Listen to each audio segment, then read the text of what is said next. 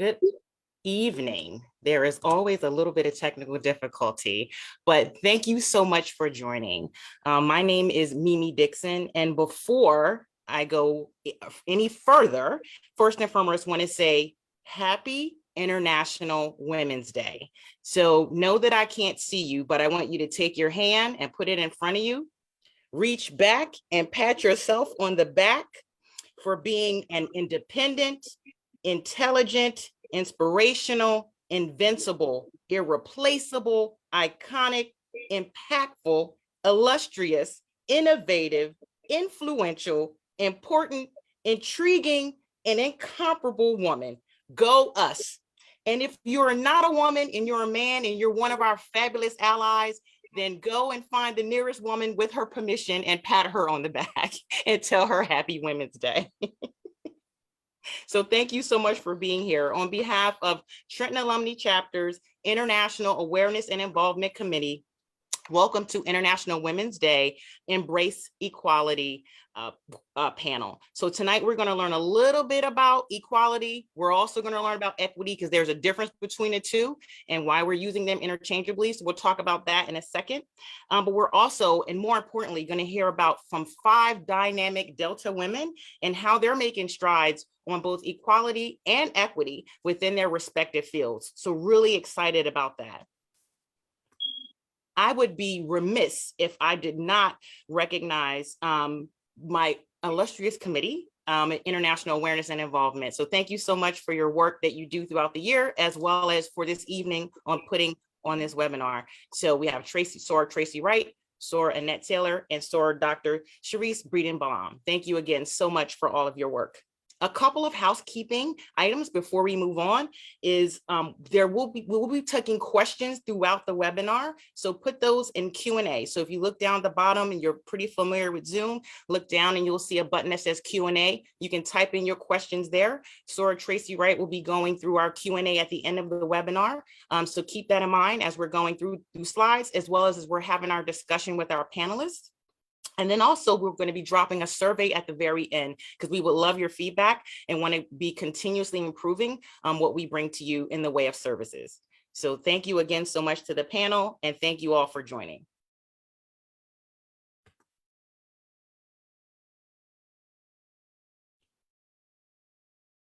So a little bit more about International Women's Day. Sora Annette.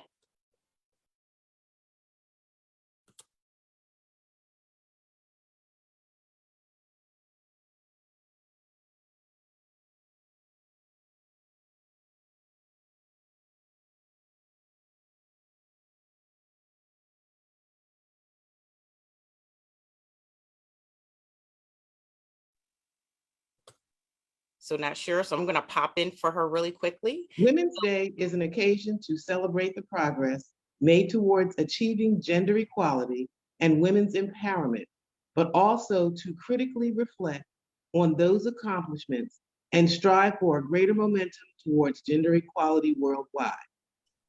Why do we celebrate International Women's Day? International Women's Day is a holiday celebrated annually on March 8th.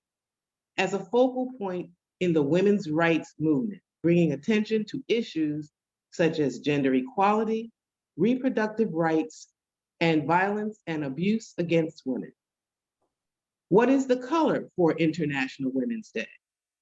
Purple is the color that denotes royalty. The Women's Social and Political Union adopted purple as the official color in 1908.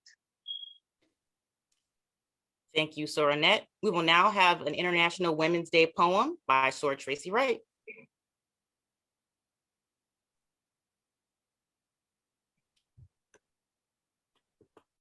Good evening, everyone. Imagine a gender equal world, a world free of bias, stereotypes, and discrimination, a world that's diverse, equitable, and inclusive, a world where difference is valued and celebrated. Together, we can forge women's equality. Collectively, we can all embrace equity. For International Women's Day and beyond, let's all fully embrace equity. Equity isn't just a nice to have, it's a must have. A focus on gender equality, a focus on gender equity needs to be a part of every society's DNA. Give equity a huge embrace. We can all truly embrace equity. It's not just something we say, it's not just something we write about, it's something we need to think about, know, and embrace. It's what we believe in unconditionally. Equity means creating a fair and equal world, and we can all play a part. Each one of us can actively support and embrace equity within our own sphere of influence. We can all challenge gender stereotypes, call out discrimination, draw attention to bias, and seek out inclusion. Collective activism is what drives change. From grassroots actions to wide-scale momentum, we can all embrace equity. Forging gender equity isn't limited to women solely fighting the good fight. Allies are incredibly important for the social, economic, cultural, and political advancement of women. Everyone, everywhere can play a part. Collectively, we can all forge positive change. Being included and belonging feels good. When we embrace equity, we embrace diversity and we embrace inclusion. We embrace equity to forge harmony and unity and to help drive success for all. Equality is the goal, and equity is the means to get there. Through equity, we can reach equality. Embracing gender equity is the right thing to do. Don't just say it, think it, be it, do it, value it, truly embrace it. Embrace equity in all its forms. How will you embrace equity? Share the passion and excitement that comes from valuing and supporting difference. Reflect on how we can all be part of the solution, not the problem. Encourage and rally your friends, family, colleagues, and community to embrace equity. Together, we can work collectively to impact positive change. Together, we can all help forge an equal world. Let's all embrace equity today and always. Thank you, Sora Tracy. All right, I want to give everyone a crash course on the difference between equality and equity. So we've used those words a bit interchangeably, and that's what happens in the society today. But there is a marketable difference between both. So equality is the notion that each individual or group of people is given the same resource or opportunity. Equity recognizes that each person has a different circumstance, so it's not an equal playing field. Equity also acknowledges that people don't begin life in the same place, and so there's different circumstances that can affect them, make it more difficult, make it harder, and in some cases even make it easier, right? Equity also allocates the exact resources needed. So versus saying we have a level playing field, it looks at where everyone is starting from and then provides those services needed for each person. So instead of looking at equality, we should be looking towards equity as the better principle if we're really looking to progress society. So let's talk a little bit more about equity. Inequity most and commonly and historically affects marginalized communities like women, people of color, disabled people, the economically disadvantaged, and those from the LGBTQ community. Equity, the goal is to change systemic and structural barriers that get in the way of thriving every day. And equity is a long-term solution. So it's not a Band-Aid, it's not short-term, but it is a long-term, and it is the best process for addressing imbalanced social systems. So as we think about equity as it relates to women, think about equality or gender equality. So a women's rights to vote. Everyone can vote, but what we need to do from a women's standpoint is shift from that gender equality to the process of gender equity. So that's really going to make meaningful process. I have a couple slides in a minute that will illustrate exactly what I'm talking about. So women are in need of equity, so it requires more than a level playing field. We need equity that's an inclusive and addresses the diverse and sometimes divergent needs of women, right? We're all not the same and we have different needs. Some are the same, but some are different depending on race, economic status, et cetera, et cetera. And the International Women's Day 2023 Embrace Equity campaign is seeking to get the world to talk about why equal opportunities are no longer enough and in fact can be exclusionary and not inclusive. So let me show you a couple illustrations about what I mean. So this is equality, right? So you see 4 individuals here. You see someone who's a little shorter, someone about average, kind of average body type, someone who looks really tall, and someone who definitely is disabled or has a disability challenge, right? Everyone is given a bike, but the smaller person may be struggling a bit, right? You have someone who's really fit for the bike. The taller person is hunched over, right? So that's definitely not fitting that individual. And the person in a wheelchair can't even get on the bike. But equality says everyone is given a bike. So you can see how that doesn't work for everyone. And it doesn't take each person's individual circumstance into account. Now, look at equity. Equity is you address everyone's needs. So everyone is given a bike, but they're giving the type of bike that they need. So the smaller person is given a smaller bike. You have the average person, the taller person is giving a bigger bike, and the person with a disability challenge is given a bike, but it's one that can work for them. So that's when you think about the difference between equality and equity, that's really the difference. So it's not just giving everyone a bike, it's giving that person the right bike that they need to thrive. Another example, if you think about just reality and how we live, this is an example of reality. So some of us start in life with a few, think about the person here on the left with the stack of 6 boxes, right? They start life with a jump. So think about those born with trust funds or whatever the case may be. They have a leg up in life. You look all the way to the right and you see a person that's disadvantaged. They're starting from a handicap, if you will. They're in the ground. They're not even on the ground, right? So this is a reality. This is what the world looks like today. So this is equity. You give everyone one box. Well, the person who started out in life, they're still above and can see over the fence, right? They're just have a little bit more of a leg up. You have the person in the middle, they can see. The person who started from a disadvantage still can't see over the fence, right? When you think about equity, this is what it looks like. So the person who has a head start doesn't necessarily need a box. They don't need a leg up. The person in the middle, maybe, one box is needed, where the person that's really disadvantaged needs a little bit or a lot more help. So that person is given, 2 boxes.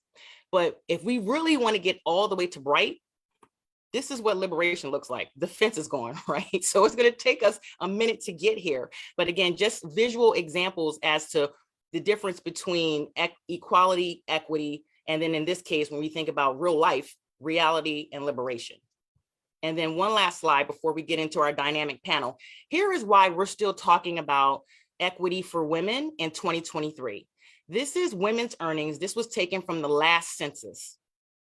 And in the first box, you see here percentage of women in occupation group, right? So you can see hairstylists, cosmetologists, more women. But as you get down to electricians, taxi drivers, clergy, which is what you'll hear from a little bit later on, software developers, another one you'll hear a little bit later on, right? Not so many women are represented there. Now, this one is what I call a money slide. This slide on the right, female, all you need to know is female is purple, is the purple dot, male is the green dot. No matter if we're talking about hairstylists or if we're talking about electricians, men are still paid more for women. This is the median earnings. So again, it doesn't matter where you are in the industry, we still have a pay gap from a gender standpoint, which is why we still need to talk about and wave the flags around women's equity, because this is still something that's very prevalent even in 2023. So instead of embracing equality, what we really need to be talking about is embracing equity. And we're going to talk a little bit about both tonight, but we're definitely going to make that switch and just make that switch in your head too. Like, we really need equity, not equality. So without further ado, I am going to ask our illustrious panel of Assemblywoman Verlena Reynolds Jackson, Regine Bowen, Reverend Dr. Morella McMillan Holmes, Jennifer Carter Lewis, Jennifer Carter Lawyer, apologies, and Dr. Anna Louise Millette, please show up or unmute yourself. I'm sorry, and come on camera so that we can start our dynamic panel. And welcome. Thank you, Sora. Hello, everyone. Hello, hello, hello, hello. Hello. Thank you Good so much for evening. being here. We're excited to hear from you. So but the first thing we're going to do is I'm going to allow you to introduce yourselves. So I'm going to I'll call your name. And when I do that, just please introduce yourself, your name, your current chapter, tell us a little bit about yourself, family, etc. And then your title or role within your functional expertise. So I am going to start with Sora Morella Holmes. Good evening. Yes, I am currently a member of Trinity Alumni Chapter, where I have the pleasure of serving as the vice president. So I am so happy to be here. And a little bit about me. I'm a mother, I'm a wife. I have a 20-year-old daughter and an 18-year-old son. So that, I'm in the process of transitioning as a quasi empty nester, not quite. But yes, I want to say that I've been ordained clergy for 26 years, and I'm a Baptist minister. So that talks, and the reason why I want to stress that because it's been very challenging to stay within the Baptist denomination to be a woman. So we'll talk. That's why I want to make sure I put that out there. Currently, I am an associate minister at Shiloh Baptist Church here in Trenton, where I facilitate the grief group. I'm also a licensed clinical social worker, and my expertise within the church is understanding grief and trauma through biblical lenses. So that's my level of expertise. I've held a lot of different roles throughout the church over my 26 years as being ordained clergy. But I'm going to stay Baptist. There's a lot of, people have tried to entice me to go to more friendlier denominations. But I am a third generation Baptist minister. So as they say, Baptist born, Baptist bred. When I die, I'm going to be Baptist dead. So that's a little bit about me. Awesome. Thank you so much for that, Sora Morella. So we will go to Sora Jennifer Carter Lawyer next. Good evening. Hello, Soras, and thank you, Trenton Alumni, for having me this evening. And happy Women's Day to everyone out there. I'm excited to be here. So I was initiated out of Theta Chi chapter from Rowan University. This will be my 30th year of being a Delta, so I'm excited about that. Oh my goodness. But I am a part of the New Jersey Garden City Alumni chapter. And I'm a Diamond Life member of Delta, of course, and I currently and happily work out of human resources. So the area that I'm out of is the human resources field. I work at TD Bank for the Human Resources Advice Channel. And pretty much I've been there for the past 10 years now. I've been in HR for about 25 years and have several organizations that I work for. And I'll be happy to share more. You mentioned earlier about the equity and the equality piece of things, so I'd love to get into that. And I am also, from a family perspective, I'm a mom. I'm a mother. I have a 19-year-old son tomorrow, will be his birthday, so I'm excited about that, and married to my wonderful husband of 23 years, David. So thank you for having me. All right, awesome. Thank you for being here. We will go next to Assemblywoman Verlena Reynolds Jackson. Sorors. I am Verlena Reynolds Jackson, the state assemblywoman for the 15th Legislative District, and I am a member of the esteemed Trenton Alumni chapter. And so I'm super, super excited to be here. I am the wife to Lorenzo Jackson. I am also the super auntie and great auntie to all my nieces and nephews. And so I am by trade I am a social worker, a workforce development person, and I'm the connector, the bridge person in between the gaps. So I serve as chairwoman for constituent outreach services for the Democratic office. I also am the vice chairwoman for commerce and economic development. And I have a plethora of other boards and commissions that I serve on. But when I tell you, for me, it is all about women and how being in the room is a powerful tool. And even when they exclude you, you ask to be invited and you show up and you be prepared. So those are just a few things that I'm excited to talk about today. I am not asking permission, but these are some great suggestions and recommendations that I suggest you take. I love that. I think Sora Shirley Chisholm said, "What, you bring a folding chair to the table if you don't have a chair?" All right, thank you so much for that. We will go next to Sora Anna Louise. Okay, my name is Anna Louise Mollett Pettis. I am in Nashville, Tennessee, a member of Rutherford County Alumni Chapter. I am wife to Terry Pettis. I have 3 children. One is 25, and then I have 11-month-old twins. No, wait a minute. I'm sorry, they're 13 months old. What am I talking about?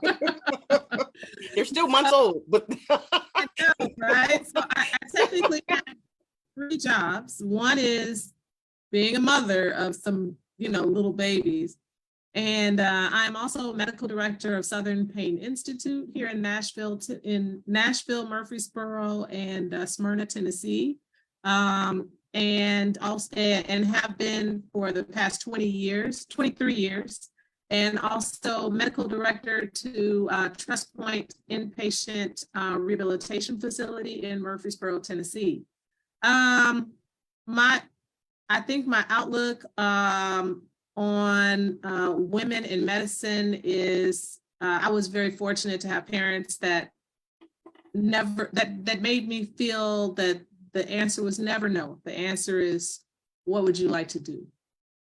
And so I've been in many rooms and many spaces where I was the only African American and sometimes the only woman. And I've been fortunate. Sometimes it is lonely, I will say. But I've never felt like I didn't belong. I always felt like I was right where I was supposed to be. So love that. That's what I like to empower women. Hey, if you're there, it's because you're supposed to be there. Love that. Thank you so much for that. And last and certainly not least, we will have Sora Regine. Good evening. Good evening. Thank you, Trenton alumni, for inviting me, and happy Women's Day.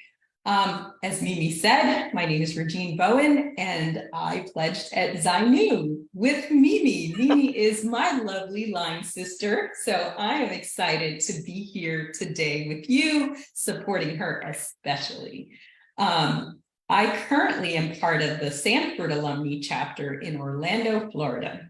I'm married 22 years now with 2 children. My son is 20, he's at University of Chicago, and my daughter is 18 years old, and she just recently started at USF here in Florida. And I have a fur baby, which is the one that is most excited to see me most times. So not saying it's my favorite, but he's up there.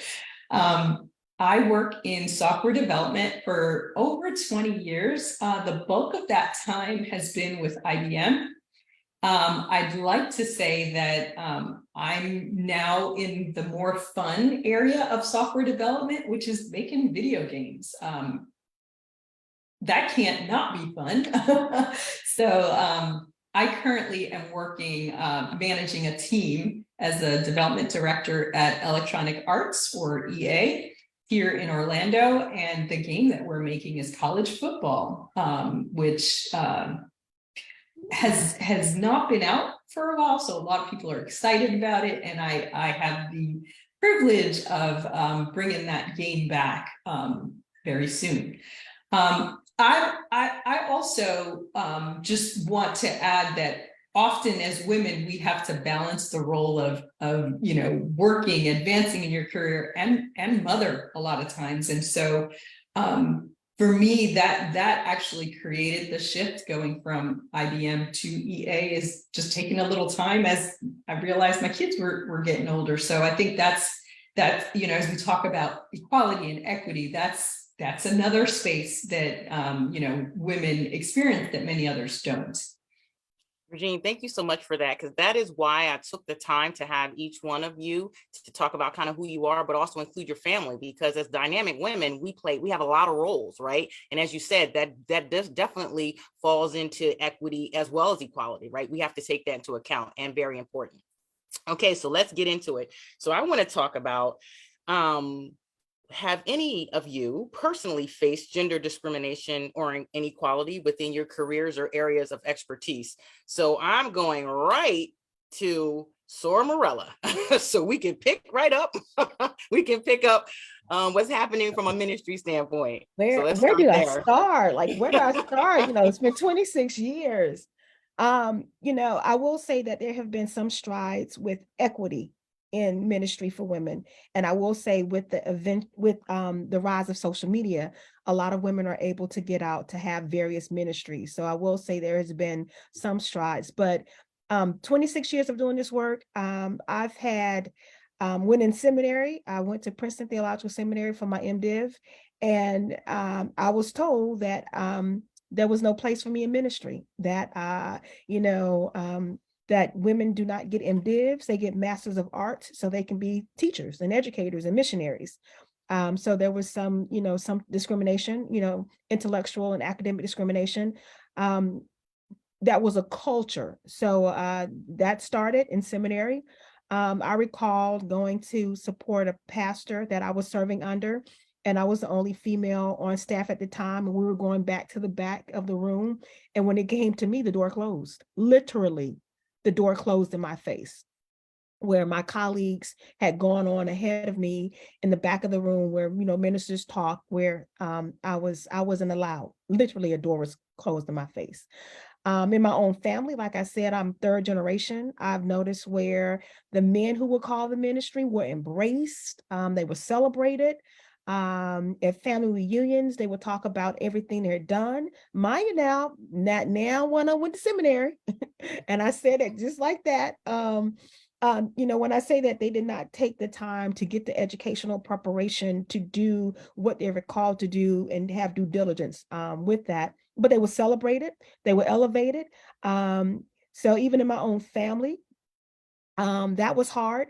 But when, like Dr. Millette said, when you have that call and what I've noticed that God will make space for your gifts. And I will say, my 26 years of ministry, God has made space for my gifts. And, and that is to say that it hasn't been easy, particularly in the Baptist tradition, where so much of it is misogynistic, where so much of it is male dominated, where so much of it is sort of, if you're a woman, this is where, like, there are literally churches where women aren't even allowed to go in the pulpit to speak. They have to speak from the floor. So all of that, I say, when you have a call on your life, God would definitely make space for your gifts and your call. But I think a lot of times we start second guessing ourselves, we start doubting ourselves, we start questioning ourselves. But at the end of the day, we are not at peace because we know what we're supposed to do. And I think one thing that I've learned over these 26 years of ministry is to just be bold and bodacious. And just like Shirley Chisholm, I carry my folding chair with me. You may not want me, but I am busting in, making space because God said, look, go forth, go forth. So that's a little bit, I have more stories, but I can tell you this, I've never once ever, I've always surrounded myself around powerful women who poured into me, who encouraged me to continue to do the work, because there is a little girl somewhere who needs to see me. There's someone who needs to see my space, my testimony, my walk. So that is what encourages me, particularly on International Women's Day, of the legacy we leave behind by just showing up, and being who God and what God is destined us to be. Well said and very true. Well said. Thank you for that. Well, thank you for that. So let's go to Assemblywoman Verlina. I just wanted to continue down that path. You know, when I got into politics, it wasn't something that I wanted to do. My goal was to be an early childhood educator. I wanted to work with children. I wanted to do all of those things. But, you know, God has a way of showing you the direction that he wants you to go in. And so it was interesting that I went down this journey. And I just want to, you know, just clarify a little bit about, you know, the legislature and what we do in the state legislature. And so we enact laws, we change old laws, we revise them, we repeal them, we amend them.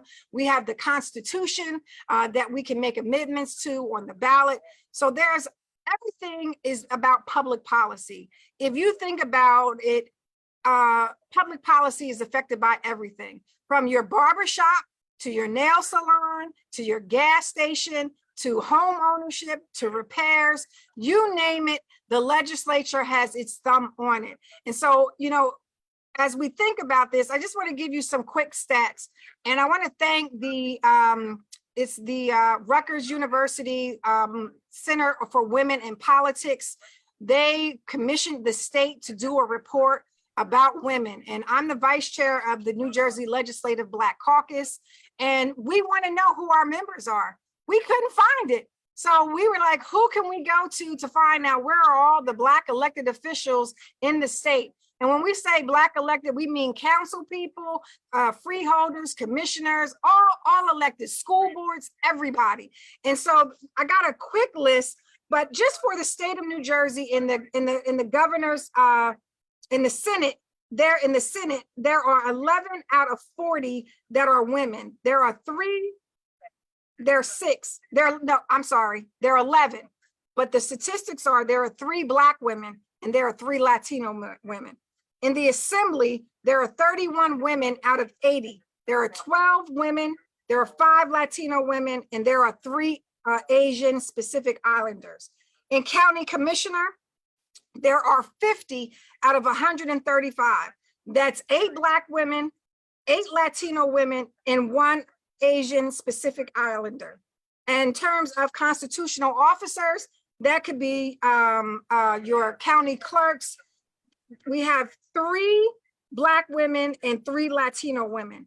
Sheriffs, there is 1 out of 21 seats, and that 1 is a Black woman. The county surrogate, there are 8 out of 21 seats. There are 1 Black woman and 1 Latino woman. In terms of mayors, for cities over 300,000, the total of women is 10 out of 76. 2 Black women, 1 Asian Island Pacific. For mayors with less than 300,000, there are 84 out of 490, and there is no racial breakdown. There is 1 Supreme Court, there's 3 out of 7 seats, and there is 1 Black female that the governor just appointed recently. So I say all of that to say representation does matter. When we put the lens on and we're trying to figure out why aren't our voices at the table, well, we have to continue to fight for those voices because obviously we're still in the marginalized areas and we have to continue to fight. And I think Reverend Holmes definitely mentioned that there are areas where they don't want us, but they need us. It's amazing to me when they call me, you know, sometimes it's at the last minute, which I hate, but sometimes when they're really on their A game and they really want me there, they'll give me the information ahead of time so that I can be prepared and I can give my 100% input. If we're talking about women's reproductive health, if we're talking about maternal health, if we're talking about workforce development, why don't we have enough women in the non-trades area? We're looking for electricians, plumbers, engineers, you know, architects, STEM, psychologists, scientists, teachers, professors. We are probably the most wanted at this point because they need representation. They know when they have us, whatever they're on the other side, they excel, but they can't do it without us. So, you know, I like to be proactive, but I'm okay at the last minute because I'm not going to leave you hanging because I know you need me in that room and I'm going to be there. I'm going to show up and I'm going to show up. All right now. All right now, showing out. Let's go to Sora Jennifer Carter, lawyer. So talk to us a bit about what you're experiencing from a corporate America standpoint, sister. Listen, Sora Assemblyman, woman, I'm with you there. And Sora Morella, seriously, you all hit some really key points and jewels you dropped. Speaking from a human resources space, I feel exactly what you're sharing.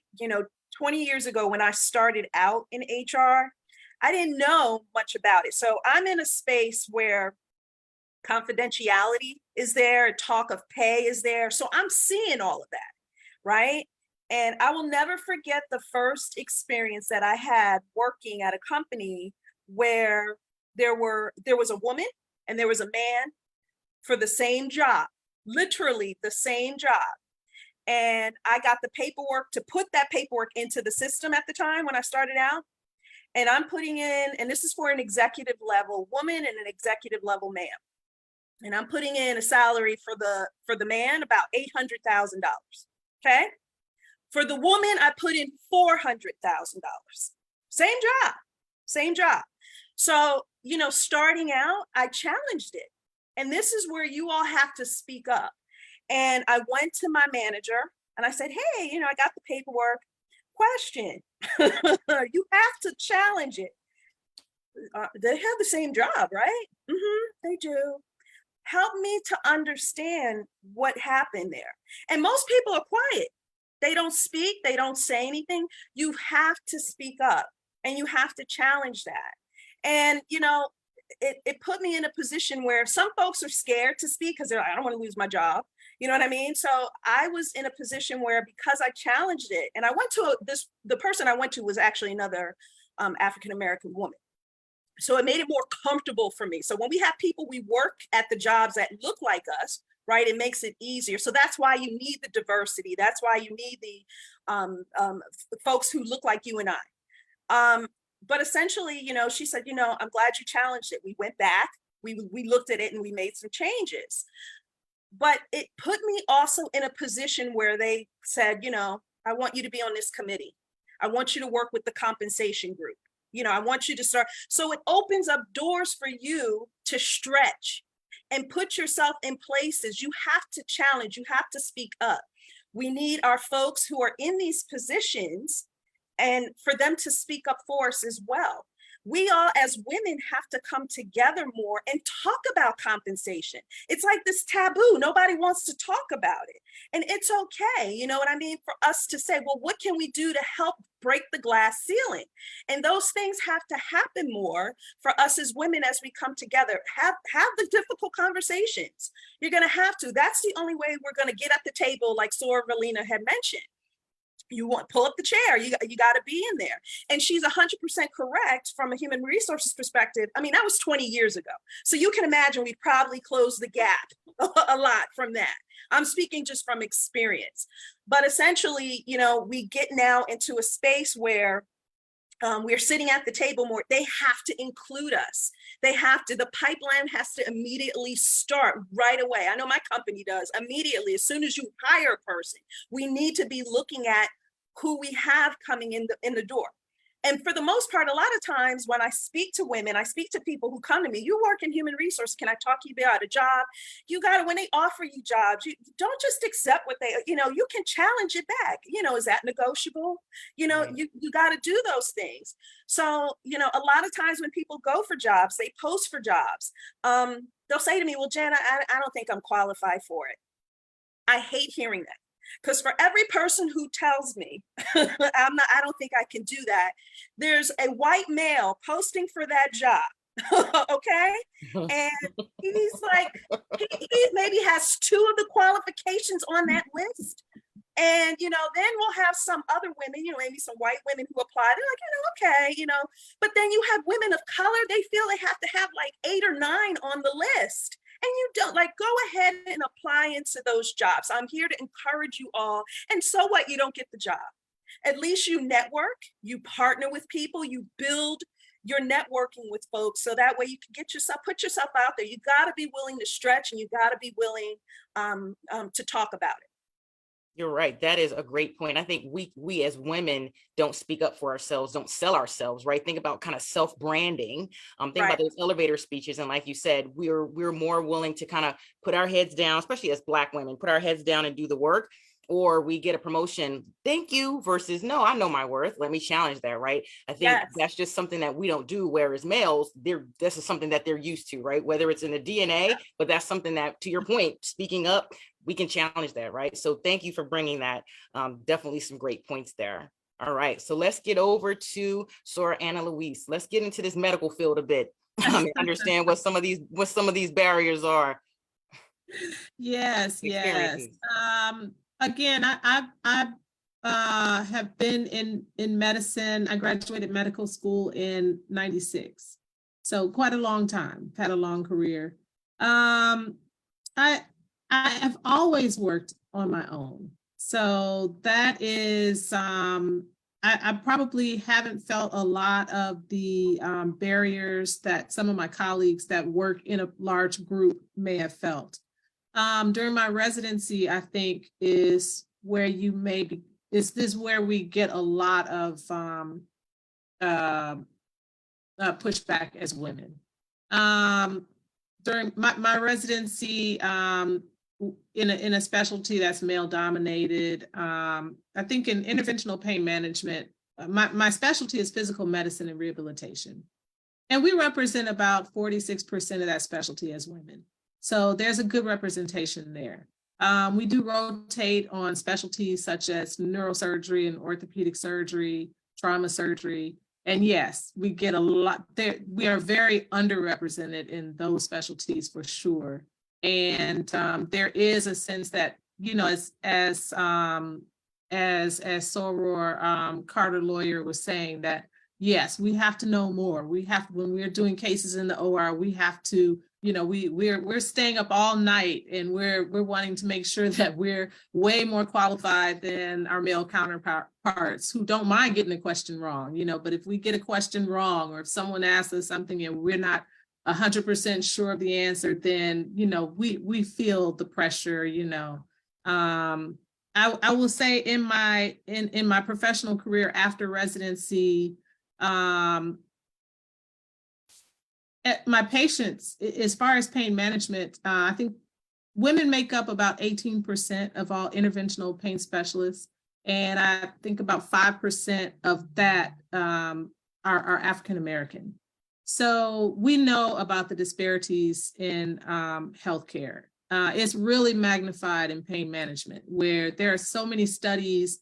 Journal of American the Journal of American Medical Association and other periodicals have done studies. You know, doctors think we have thicker skin. They think we don't experience pain the same way that, you know, white people do. And we know that in childbirth, the disparities in treating pain during childbirth have been well documented. I will say in my specialty, interventional pain management, this specialty has just been turned around.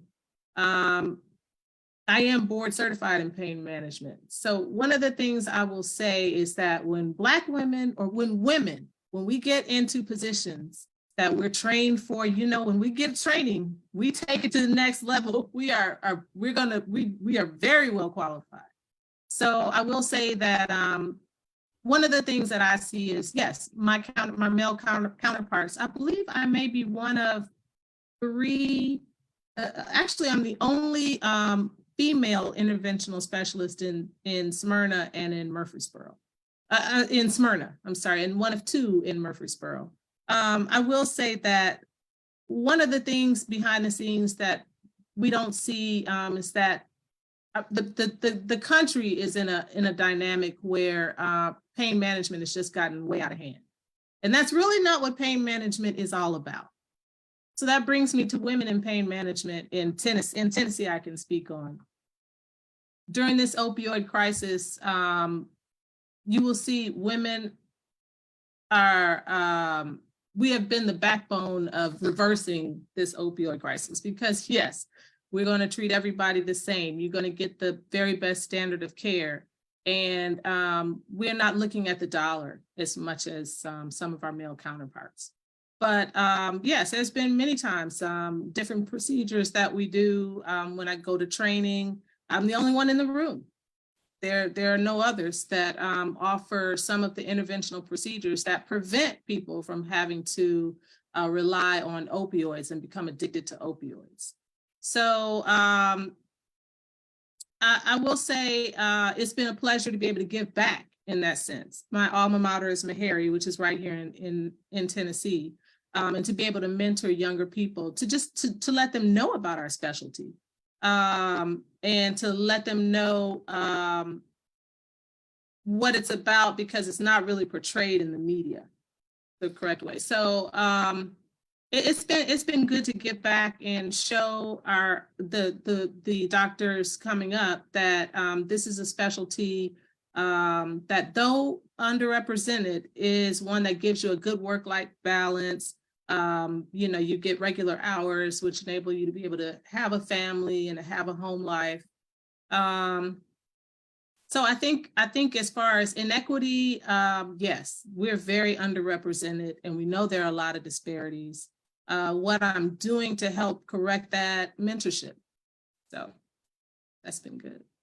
All right, I love that, and you hit a lot of key points there, but love the fact of giving back and mentorship just in doing what you do every day, but then also talking about not only the disparity from your side being a doctor, but the disparity from a patient standpoint, especially as you talk about kind of women in childbirth and all of that. So thank you for bringing kind of both sides of that, if you will.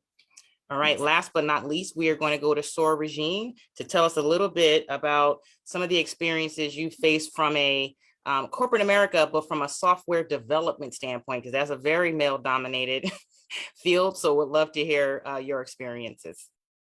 Absolutely. And I will say, I think it's a given. Women in any field will face some gender discrimination. Have I faced it? Absolutely. As Sora Carter was talking, it reminded me of when I started my first job at AT&T many years ago. I started working for a Black male manager, and this was like in the 90s. And so first job out of college, starting salary was $45,000, and I thought it was great, And I worked with him for a few years, and then I moved, still within the company, to a different manager, and it was a white female manager.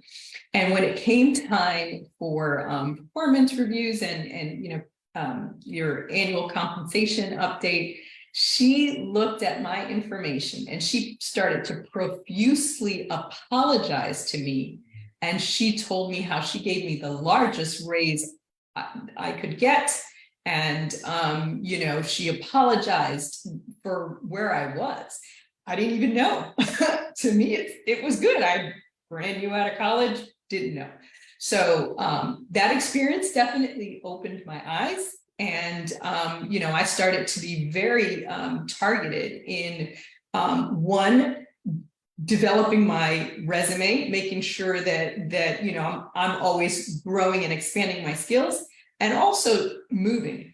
So, anyone that has worked in corporate America knows, raises within a company are not that significant jumps oftentimes, and especially at various, during economic challenges, your increases within a company may not always be significant. So it is critical that as you start at a company, that you're making sure that you are valued accurately, and as you're promoted and stuff like that, that value is reflected in your pay. I mean, I like to remind my manager all the time, I work to live. I don't live to work. So, that part is very important. And so, now in the role that I'm in, I've had an opportunity also, as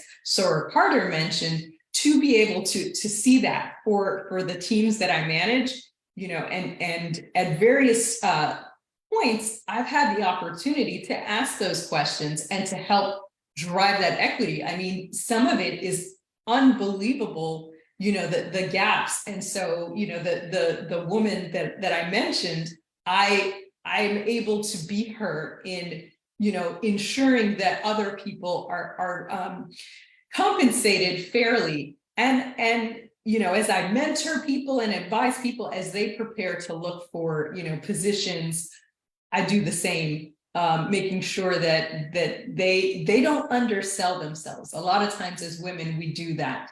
So that's one place. I think that's a hugely important place for us as women in corporate America, because there are, countless metrics that will show that, not only are women underpaid, but when you look at Black women, even more so. So I think that is something that is, probably paramount in the focus area that we are discriminated the most, and sometimes we don't even know it.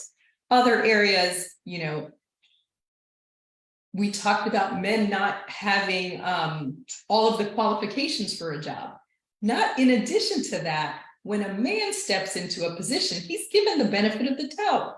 He's allowed to figure it out, learn on the job. We gotta come in demonstrating that we not only know it, we probably should be at levels above. And so I've personally experienced that too. And one example that comes to mind, I started working with a new manager. He didn't know me very well, and so as a leader of an organization, when you're assessed for your performance, there are a couple things that you look at in terms of how you manage the organization. And you guys probably know DEI has become pretty big. So leading inclusively, promoting diversity, all of these things. But the other things in software development that they look at is delivery of a software team, project management, people management. And, I remember in this interaction, so the way that we handled it, you have all these things that I mentioned. I kind of assess myself, and then he assesses, and then we talk about it. So benefit of the doubt on DEI. He's like, yeah, I know you got this, blah, blah, blah. I was like, DEI is new to me, just like it's new to you. We're learning together. However, I'm a certified project manager for over 20 years. I worked at IBM. I'm IBM executive certified project. I was like, did you read my resume? Like, do you know who I am? Kind of thing. And these are the things that we face. Like, we do not get the benefit, even sometimes when it is in Black and white. So, you guys also have heard of imposter syndrome. We put some of that on ourselves. And I say, listen, you come in and you don't make it easy. So for him, he was just like, wow, you feel that you're pretty good. Yeah, I know I am. And so I come in with that. And, it's not that you're not humble. I think I was reading a book about 5 dysfunctions of a team. And that same author wrote another book about a good team player. And he talked about, that team player should be humble, hungry, and smart. And in that book, he talked about humble doesn't mean that you're, not confident, that you don't know your worth, because that's a different problem. If if you're not sure about yourself, that's not being humble. Knowing what you bring to the table it's okay. And I think sometimes we're not sure, like, oh, am I bragging? No, you cannot rely on them to lift you up. You have to make clear to them your value and rate yourself accordingly. And so in that situation, I was like, give me an example, show me where, show me what good looks like and show me who's doing it. And then let's talk about data. I can defend why I think what I think. And so I think what we, in that example, it's, as you get to that point of, having the conversation about how you're performing, because performance ties to compensation. So that is very important for you to be able to communicate effectively the value that you bring. And and the impacts that you have when you bring it. And so when we have that conversation, a lot of times when they ask you to do what I just described, you make it easy for them. If you're like, yeah, I'm falling, these are, I'm not, so don't do that. If you feel I'm falling short, please show me where, and I need some examples, and put them on the spot, because unfortunately they will take that. It's like, giving them feeder to compensate you less, to rate you less, and all these things. And knowing the challenges that we face, don't make it easy for them. Love that. Thank you for those gems, or Regine. So I am looking at our time, and we could go on for like another hour. So I am like, oh my gosh, our time is winding down. So I do want to get to some questions that we have from the audience. I'm sure we have some, but before I do that, I do want to do a quick, because you SOARs are dynamic. So you've answered like 3 or 4 questions in one. So you talked about barriers, you talked about some of the things that you're doing within your respective roles. So we've kind of checked some of those, a lot of those boxes there. So thank you for that. So I'm going to do a rapid fire really quickly. Share with me a woman you admire and give me a quick rationale as to why. And then we're going to switch over to our Q&A so we can address some of the questions from our illustrious audience. So I'm going to go to Regine. You're on the screen right now. So I'm going to start with you. Who is a woman you admire and why? Rapid fire. Black women, I mean, there are so many to name. I could name Mimi, Harriet Tubman, Ida B. Wells, but I'm going to say Mimi because I am so proud of the work that you've done at Crayola, and that's admirable to me. So I'm going to go with that. Thank you, Sora. See, we love our line sisters. They're good line sister. Thank you. All right, Sora Morella, a woman you admire and why? I'm gonna go by the past. Ella Baker, and a lot of people don't know who she is, but she was instrumental in registering so many young people in the South to vote after the Voting Rights Acts of 1965. And she was a quiet storm, but a force to be reckoned with. And had it not been for her, a lot of our young people would not have been registered to vote in the South. I love that. Thank you very much. Let's go to Sora Anna Louise. All right. I agree with Sarah Bowen. So many. Kathy Hughes, Peggy Lee. I would go with my grandmother though. My grandmother,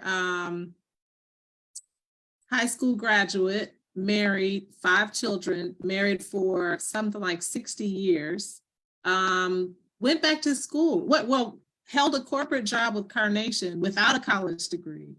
Did very well there, but then decided, I'm going to help my husband get his own business. Did hair, saved money, got him started. He bought a strip mall. They did great with that from her. Then went back to college, got a degree in education, taught 15 years, retired from that. So, I mean, anything I want to see an example, bought property, saved money. When she passed, she left a legacy. Any example that I want to see in a woman, I can just look at my grandmother. I love that. I love that. Paid back through the DECA program for business. Took buses of children to Washington, D.C., to the Chicago Board of Trade. Every year, she took her business class on a trip to show them, to expose them. We're from Detroit, Michigan, so to broaden their horizon. So, yeah.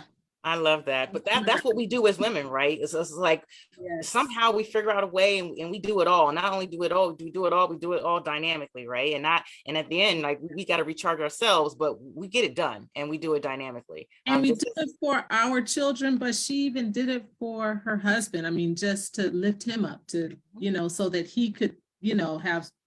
He was working at a auto company and doing well, but you're not going to get a raise in those days if you're African American. And he wanted to do better, so she saw to that. I mean, she did it all. That's wonderful. Every woman. I'm every woman. She's every woman. She's every woman. Awesome. Thank you for that. Let's go to Assemblywoman Verlina. Yeah, I'm going to be like everyone else. I don't have one, I have a list.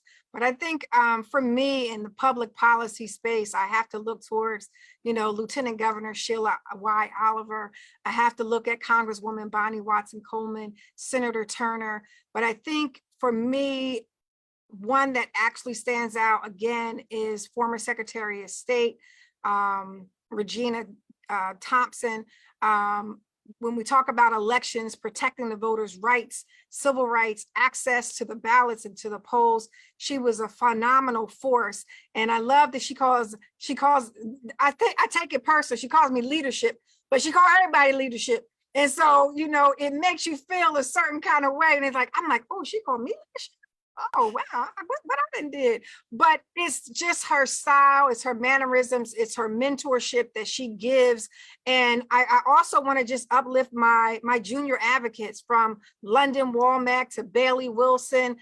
They are the young people that keep me sharp, that ask all the kind of questions. Why do we have to do this? And why do we have to do that? And, they want to be involved and they want to be engaged. And so I think we have to keep our eyes on the youth and not only listen to them, but have them have an opportunity to take action as well. Awesome. Love that. And last but not least, let's go to Sora Jennifer. So as all the women mentioned, there's so many, of course, all of our sorors, there's so many, countless women, of course, but personally, my mom, right now, currently from a professional standpoint, my boss, who's an executive HR person, woman of color, and just, she's a thought leader. She pushes you to move ahead. Just don't think inside a small box, thinks outside of it, challenge things, as I mentioned earlier. And from a closer friend, my niece is phenomenal. And she goes to Rowan. She's an honor student. And just as Assemblyman mentioned, the youth are who really inspire me as I'm getting older. And what I love about her is that she just took it upon herself to interview a CEO at a company for her project. And she's not afraid to stretch. And our youth these days are there. To me now, I'm like, wow, we never used to do that, but they really want to learn, and they're like a sponge. And I know they're part of this whole new generation, but it's really interesting and dynamic to watch them and see them grow. So that's who I would put in my bucket right now. All right, I love that. Thank you all, ladies. So let's take some questions from our attendees. So Sora, Tracy, Wright, can you pop on and let's get through some of these questions? Okay, it was a great panel, great Yes, it answers, was. great questions, very lovely. So I'm going to ask this one question for each of our panelists. Sir Carter, you said that that issue about when you first started, the difference in pay for the men and women about the salary. How Yeah. would that woman have ever known that the difference was so vast, right? Mhm. And what ended up happening to that? With that? So that's a great question. And as Sora Regine had mentioned earlier, they don't know. You understand? You have to advocate for yourself.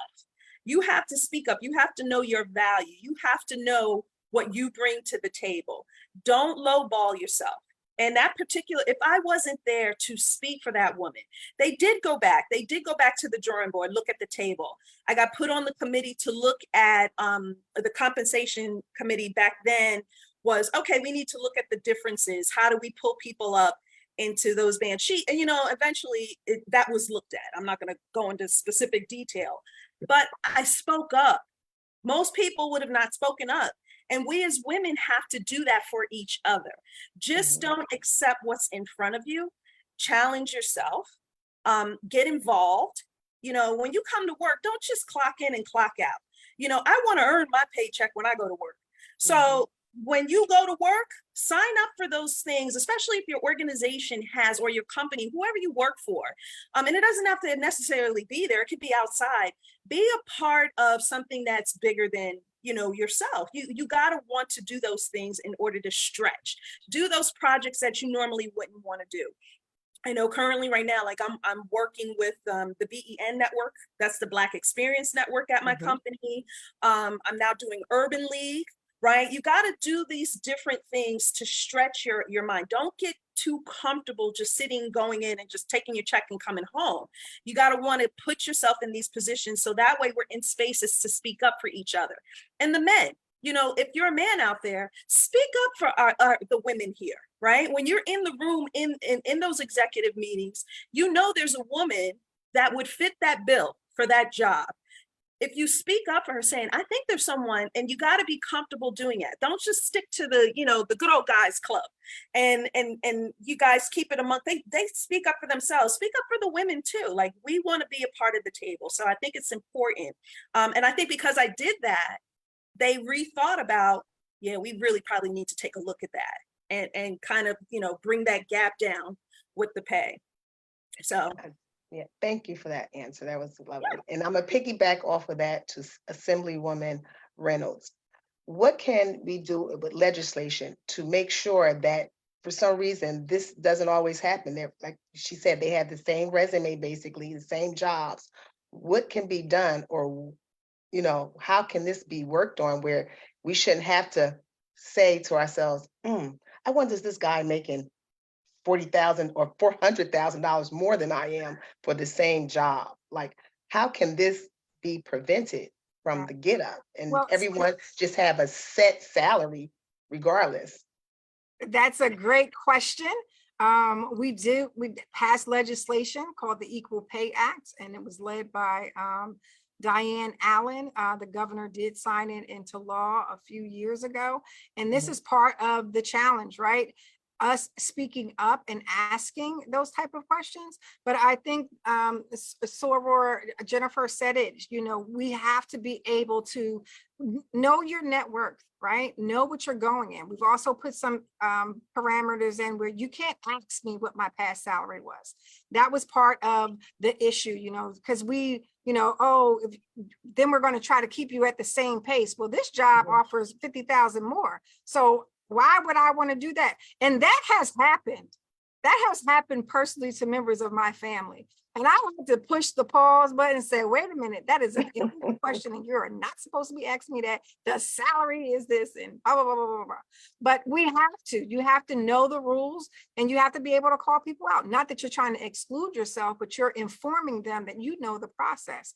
And so I think you do. I think also women, you know, we feel like we need to have, I'm guilty of this. I need to have a certificate for everything. You know, we got to bone up for it. We got to understand the process. Where men just walk in the room and they do it. And true story, I bought a house, I got a real estate license. It was just getting ridiculous at some points. I was like, cut it out, really. You don't need to do all of this. And so even when it came time for, you know, just getting to know people, you know, I was telling us, Aurora, I was like, you know, I'm meeting these different people. I said, I don't know what to talk about all the time. And she said, buy a box of conversation cards, go through them. So before you get there, you have a few things that you can talk about. And I tell you, it worked. So I think, you know, one, knowing your audience, who you go to, and then two, just having some general topics about what you want to talk about. Legislation wise, I encourage everyone, you know, our sorority is the best. We have legislative days at the State House where they come, they do the tour, they sit in, but it's open like this all the time. The governor just did his state address, budget address on the 28th of February. We're going to be having budget hearings for the month of March and April. You can watch them live stream or you can come in. And this is a great opportunity to hear the way that the governor is presenting his budget. I serve on the budget committee, so I'm listening very attentively. I'm asking those difficult questions about fee for service, about maternal health. I'm asking about environmental justice. I'm asking about EVs and how can that help us as a business. I'm talking about cannabis as a business. I'm looking at expanding businesses about above $5 million where we're capped right now. Why can't we be 10 million, $15 million millionaires? But these are, you know, I think about, you know, us in the critical needs. And I also think about us in the bigger pictures too. So we have to continue to elevate those conversations as well. And like I said, everything has public policy, everything has regulation. And so the State House is the people's house. We want you to come and visit and give us opportunity to serve you. We don't make up these bills. People actually come in and they fight for these bills, whether we're talking about free the grapes or save the pigs and the elephants and everything else. So it's up to us about, the squeaky wheel gets the oil. This is so very, very true. And so we have to continue to speak up, speak out very, very often. Stormy, how many more questions do I have? Thank you for that answer. That was a great answer. Thank you so much. How many? Okay, so we're supposed to end at 8:15, so I want to be cognizant of that. So we can probably, because I know we had, just take one or two more questions, and then Okay. let's take one, and one then more. wrap. Yeah. Okay, now I think, who wants to do it? Holmes, Sora Holmes, Mollett, or Bowman? What's the question? What's the question? The question is actually for Sora Holmes. So let's do that. Let's do Sora Holmes. Okay. What will you tell other women who would like to become a minister, Baptist or any minister, what to look out for or look forward to? Wow. Okay. Know your worth. I think that is an echo. Know your worth. Know that you are gifted. You are talented. You've been called to this work. Do not settle. Do not let people put you in a box. Do not let people define you. I think that is the biggest thing in ministry, because ministry is so vast and so diverse. I think so often we come thinking we can only do one thing, and that is not how God has gifted you. God has gifted you for whatever he has called you to. God has called you to be.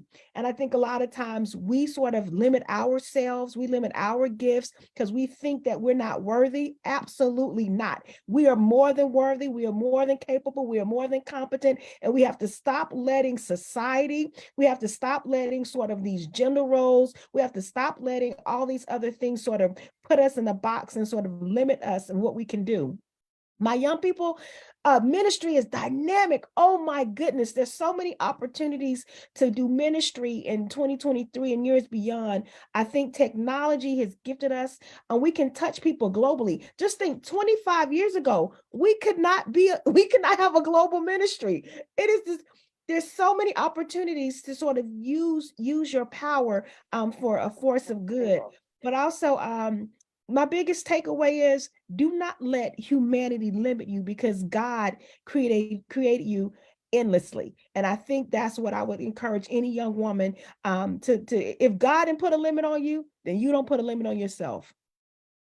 Thank you. That was excellent. And I just want everyone to know that I dropped the survey into the chat, and you can fill that out after we finish our next slide with Sora Mimi. Right. Well, thank you, everyone. We're going to pop back into the slides really quickly so we can look to wrap up. Give me 1 second so we can pop the slide back up.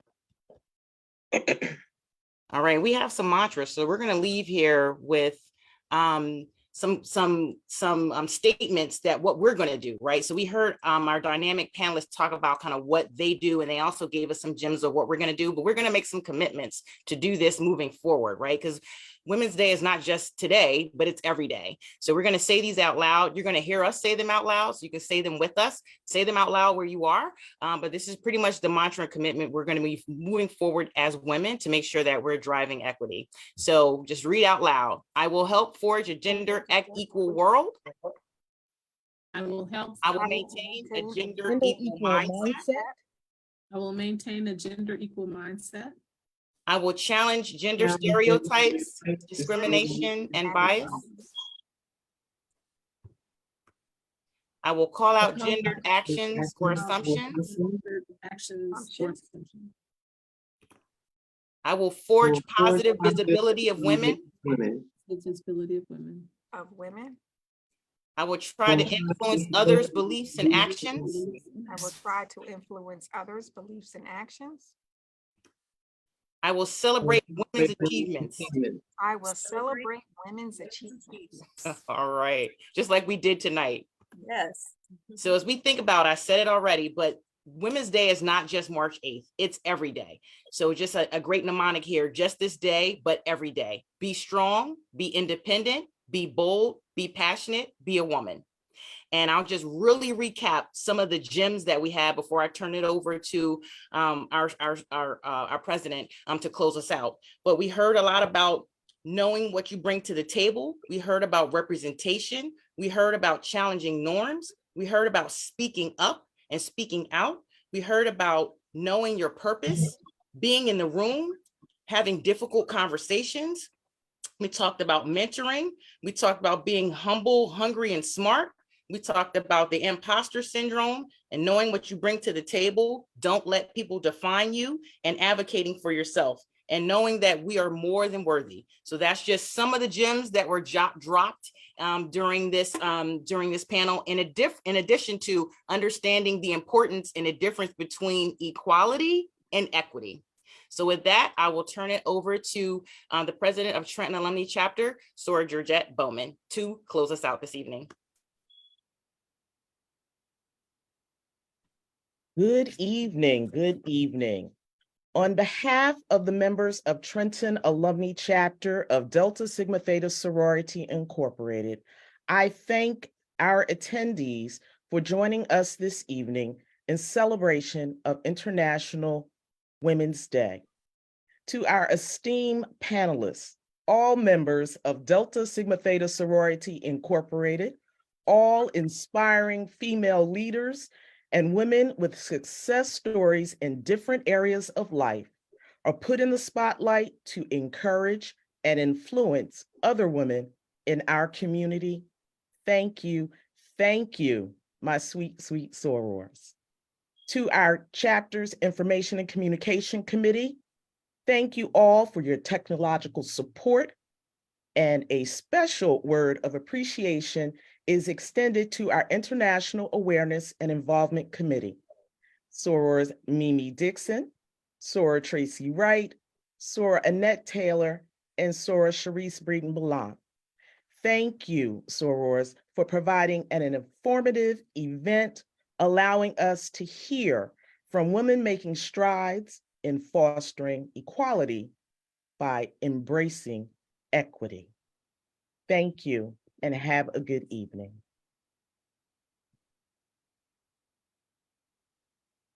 Don't forget about the survey that's been dropped in the chat. We'd love to hear your opinion on the event, as well as future programs. Thank you. Have a great night. Thank you, panelists. Happy Women's Day. Happy Women's Day. Okay.